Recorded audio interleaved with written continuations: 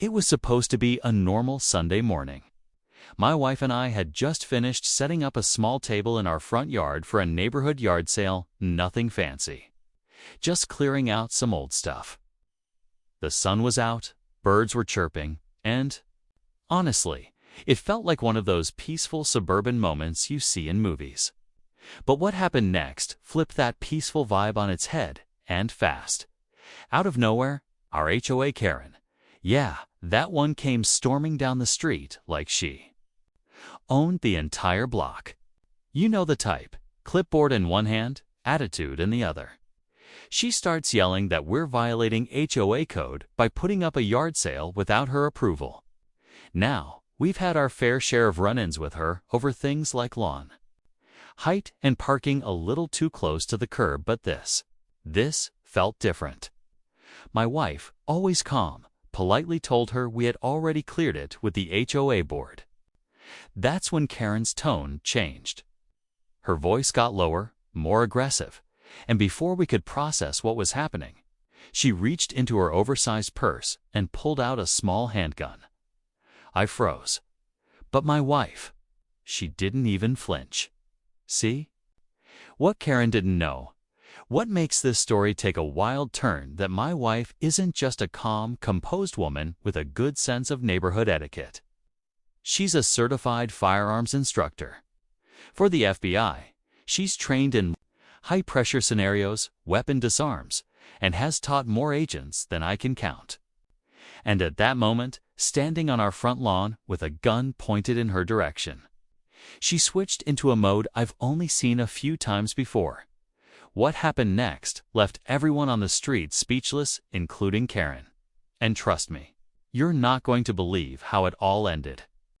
As Karen stood there, her hand shaking slightly with the gun pointed at my wife, the entire street felt frozen in time. A few neighbors peeking through curtains, others frozen mid-step on the sidewalk. No one could believe what they were seeing. It was like something out of a bad TV drama, except this was real, and way too close to home. Now, here's the thing. Karen's always been known around the neighborhood for being extreme when it comes to enforcing HOA rules. She's the type who takes photos of your recycling bin if it's out 5 minutes early. But pulling a weapon over a yard sale, that was a whole different level. No one knew she even owned a gun, and to be honest, it didn't look like she knew how to handle it either. My wife, on the other hand, kept her voice low and steady. No panic, no sudden moves. Just calm control. And that's when it hit me. Karen had no clue who she was messing with. My wife's background isn't something she advertises. She doesn't walk around with an FBI badge or flaunt her credentials. To the neighborhood, she's just the friendly woman who bakes extra cookies during the holidays and volunteers at the local shelter.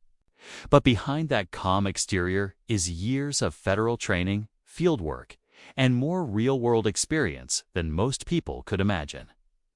Meanwhile, Karen kept shouting about HOA rules, claiming she had authority and that she felt threatened by our sale setup.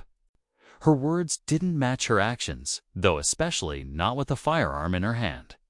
The tension was rising fast. My heart was pounding. Not just from fear, but from trying to guess what my wife was thinking. Was she going to de-escalate? Was she about to act? And just as I thought I had it figured out, Karen made a move none of us expected. Karen, single quotes as hand twitched. Not enough to fire, but just enough to make every nerve in my body light up. My wife didn't blink. She subtly shifted her stance, barely noticeable, unless you knew what to look for. I knew that stance.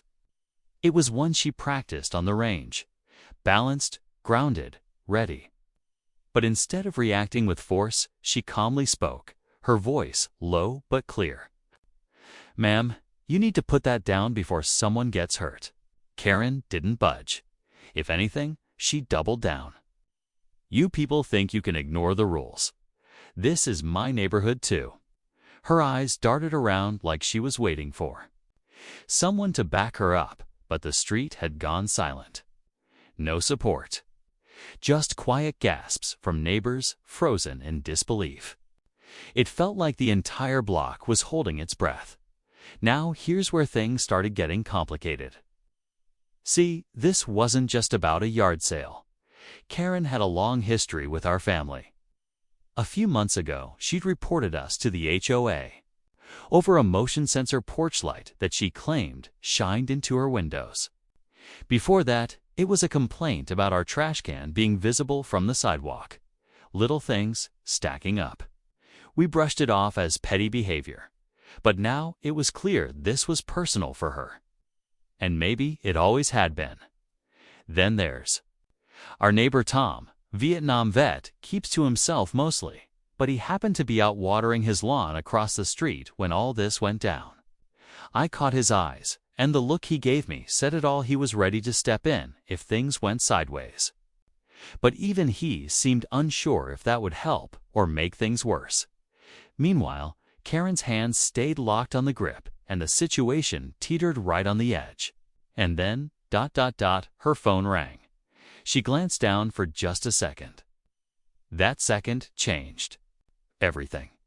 Karen glanced at her phone just long enough for the grip on her gun to loosen ever so slightly, but it was still in her hand, still pointed in our direction. That tiny moment, that half-second shift, made the air feel even heavier. My wife didn't take her eyes off Karen. She spoke again, firmer this time.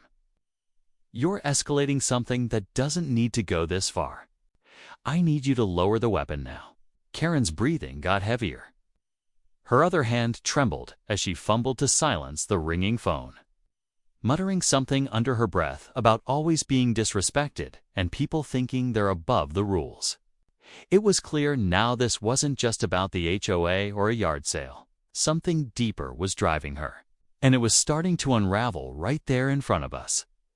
Then came the footsteps, fast, from behind us. I turned just enough to see a few more. Neighbors cautiously stepping closer. One of them was Nina, the HOA board secretary, the same person who had approved our yard sale earlier in the week. Her voice cracked through the silence. "Karen, this isn't the way. You need to stop." But Karen didn't respond. She looked locked in, like she was running on pure adrenaline and buried resentment. My wife slowly stepped forward, not too close, just enough to shift the energy. She knew exactly what she was doing. Her calm presence, the way she moved, it wasn't just training, it was control. And Karen could feel it too. I could see the panic start to flicker in her eyes. But it wasn't enough to break her grip. That's when Tom, still across the street, dropped his hose and started walking toward us. Not fast, not slow, just steady. Every eye on the block was now fixed on this strange, boiling standoff. And then, right as my wife was about to speak again, Karen suddenly raised the gun higher. Everything froze. The moment Karen raised the gun higher, you could feel the shock ripple through the crowd like a wave. My wife didn't flinch, but I saw her hands subtly shift, preparing for whatever came next. Just then, Tom froze mid-step. His military instincts must have kicked in. He knew this wasn't the moment to make a sudden move. And honestly, none of us knew what Karen might do. The tension had reached a boiling point, but just as things felt like they couldn't get more intense, a sharp voice rang out from behind Karen. "Drop it, Mom." Everyone turned, stunned. A teenage girl stood near the sidewalk, backpack slung over one shoulder, tears welling in her eyes. "What are you doing?" The entire block went dead silent. My breath caught in my chest. Karen spun around, startled, her grip faltering for just a second. "Go back inside, Emily. This doesn't concern you." Her voice cracked, not with anger this time, but something closer to fear. And that's when it clicked. None of us knew Karen had a daughter. She never mentioned her. No one had ever seen the girl around, not even during HOA meetings or block events. It was like she'd been hiding this entire piece of her life from the neighborhood. Emily stepped closer, hands shaking but firm. You promised. You said you were done with this kind of stuff. You said after what happened last time, she cut herself off, realizing she'd said too much. But it was already out there. That single line shifted everything. The neighbors began whispering. What did she mean by last time? Had something like this happened before? Karen's hand trembled now, the weight of her daughter's words clearly, cutting deeper than anything my wife or anyone else had said. The mystery behind her obsession with HOA rules, her aggressive behavior, suddenly seemed like part of something much darker. But we still didn't know what. And the gun was still up. Karen's hands were visibly shaking now. Her daughter's sudden appearance had cracked through whatever wall she'd been hiding behind. Emily stood there, eyes locked on her mother, voice softer but steady. You told me you were getting help. You said you were better. Karen's lips parted like she wanted to explain, but nothing came out. The tension, the silent sit, was thick. Like the air had stopped moving. That's when my wife stepped forward. One small step, slow and intentional. Karen, no one here wants this to end badly. But you need to put the weapon down. Are you not alone?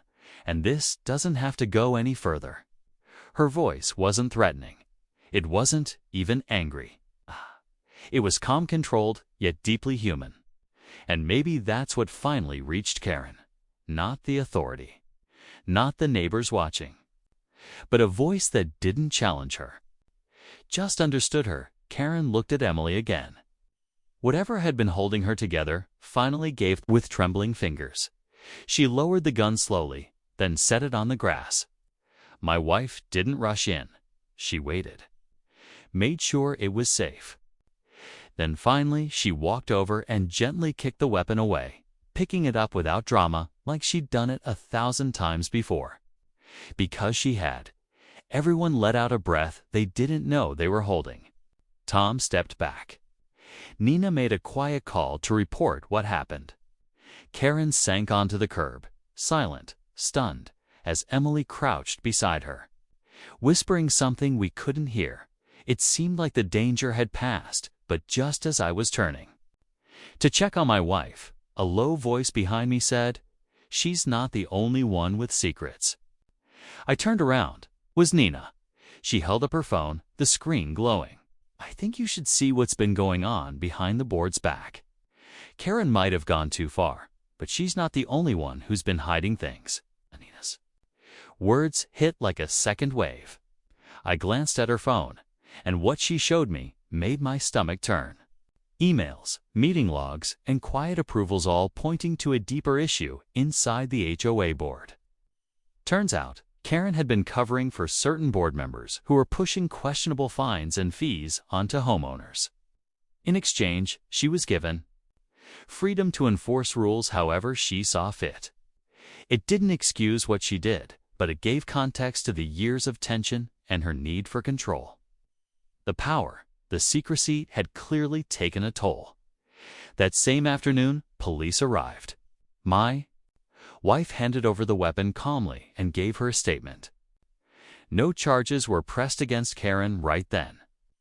Emily had explained that her mom had been struggling with untreated anxiety and paranoia for years. It was heartbreaking, really. She wasn't just the crazy HOA lady. She was someone who had been unraveling quietly, and no one noticed. The board was suspended pending investigation, and Nina, surprisingly, stepped up to help restructure it transparently. Tom and a few others volunteered too. Our neighborhood had seen its worst moment, but somehow it sparked something good. Karen was taken for evaluation, not jail. Emily stayed with a family friend. My wife, ever steady, went back to our yard sale table once the street cleared. She picked up a ceramic mug and said with a small smile, "Well, that was one way to attract attention." We laughed, a little shaken but grateful it ended without anyone hurt. The whole incident reminded me how little we really know about the people living right next door. Behind every front door is a story, some loud, some silent. And in our case, One that started with a yard sale and ended with a hard truth about community, trust, and hidden battles.